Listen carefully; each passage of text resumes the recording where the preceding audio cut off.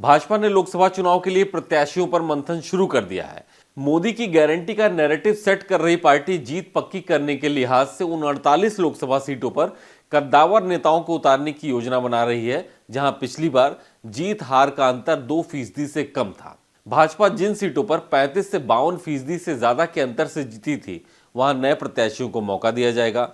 पिछले चुनाव में 0.2 से 1.91% तक कुल 48 लोकसभा सीटों पर पार्टी की हार जीत तय हुई थी।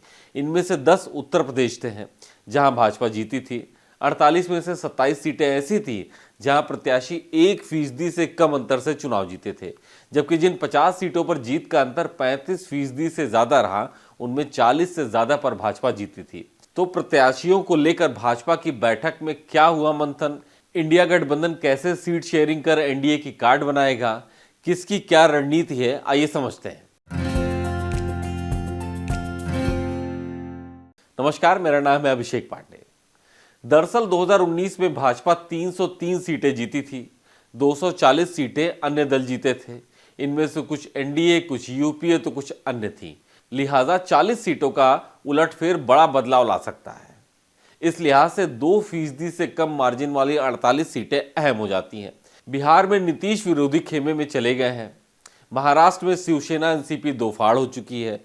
हिंदी पट्टी और गुजरात में भाजपा कमोबेश अधिकतम सीटें हासिल कर चुकी है। जिन सीटों पर 35% से ज्यादा वोट प्रतिशत से भाजपा जीती थी, उनमें 42 भाजपा के पास है।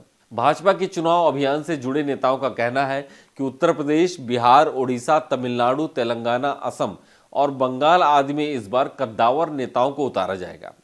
महाराष्ट्र, बिहार में सियासी समीकरण आंकड़ों के लिहाज से कठिन दिख रहे हैं, इसलिए यहां बड़े अंतर से जीती गई आधा दर्जन सीटों पर मजबूत प्रत्याशी उतारे जाएंगे। दूसरी तरफ विपक्षी गठबंधन इंडिया गठबंधन के दलों में सीट शेयरिंग को लेकर मंथन का दौर जारी है। पंजाब और दिल्ली की 20 सीटों पर सहमति के करीब पहुंचने के बाद कांग्रेस ने उत्तर प्रदेश और महाराष्ट्र की 168 सीटों का गणित बिठाने पर ध्यान जमा दिया है। सबसे दिलचस्प यूपी की 80 सीटें हैं, जिसको लेकर कांग्रेस ने भाजपा के उम्मीदवार के सामने विपक्ष का सशक्त उम्मीदवार उतारने का बीड़ा उठाया है। कांग्रेस के जानकारों का कहना है कि यूपी में भाजपा को मजबूत टक्कर देने के लिए बसपा को साथ लाना जरूरी होगा। बातचीत 80 में से 76 सीटों पर है। 4 सीटें गांधी परिवार के लिए हैं।